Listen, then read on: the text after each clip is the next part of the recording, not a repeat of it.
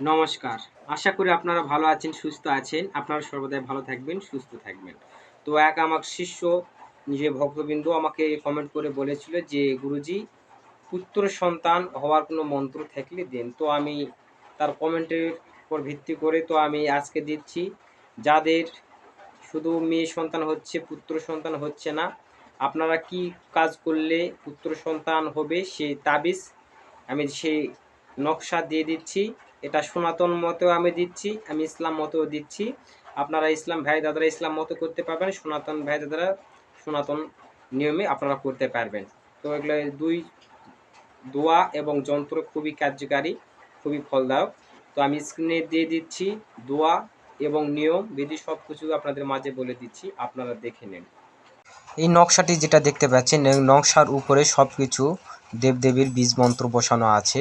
আর ওইখানে ওই মেয়ের নাম, যাকে আপনারা যার গর্ভের ক্ষেত্রে কাজ করবেন তার নাম ওখানে লিখতে হবে। আর নিয়মটি হচ্ছে, মাসিক ধর্ম অবসানের 7 দিন অথবা 9 দিন পরে রবিবার দিনে স্ত্রীলোক উক্ত যন্ত্রটি অষ্টগন্ধার দ্বারা ভোজপত্রে লিখবেন। তৎপরে যন্ত্রটি একবার সূর্যের দিকে দেখিয়ে তাবিজ করে বাহুতে অথবা গলায় ধারণ করবেন। যন্ত্রের নির্দিষ্ট স্থানে স্ত্রীলোক নিজের নাম লিখবেন। যন্ত্র ধারণ করার পর প্রথম স্বামী সহবাসের দ্বারাই সেই নারী পুত্র সন্তান লাভ করবে। মনে রাখবেন, যন্ত্রটি লিখতে হবে মূলা নক্ষত্র যুক্ত রবিবারে এবং যন্ত্র ধারণ করতে হবে বাম বাহুতে। মানে রবিবার দিনে এই যন্ত্রটি লিখবেন।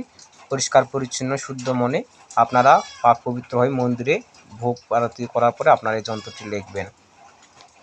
এটা আপনারা যেটা দেখলেন, এটা সনাতন হিন্দু সমাজের যে ভাই দাদারা আছে তারা আপনারা এই ক্রিয়াটা করবেন। যাদের মেয়ে সন্তান হচ্ছে, সন্তান পুত্র সন্তান চাচ্ছেন, তারা এই নিয়মে এই ক্রিয়াটা করে দেখুন।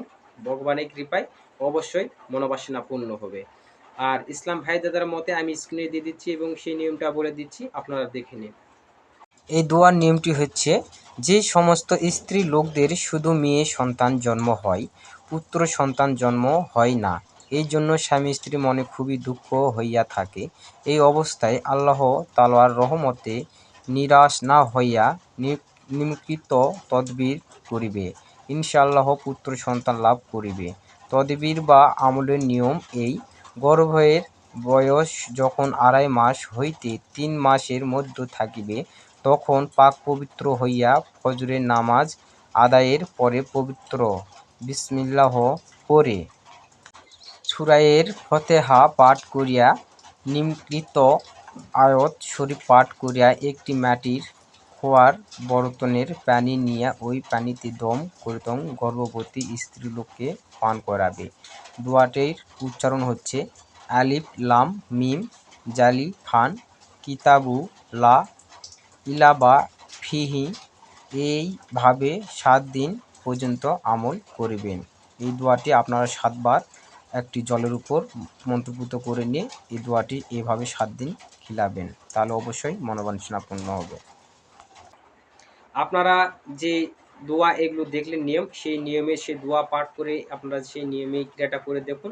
তো অবশ্যই আপনাদের মনোবাসনা পূর্ণ হবে। তো অবশ্যই যদি ভিডিওটি ভালো লাগে অবশ্যই একটা লাইক করবেন, আর কমেন্টে অবশ্যই আপনাদের মতামত জানাবেন। আর অবশ্যই বন্ধু বান্ধবের কাছে ভিডিওটি শেয়ার করে তাদেরকে উপকৃত করবেন। তো আপনারা ভালো থাকুন, সুস্থ থাকুন। দেখা হচ্ছে আবার কোনো নতুন ভিডিওতে। নমস্কার।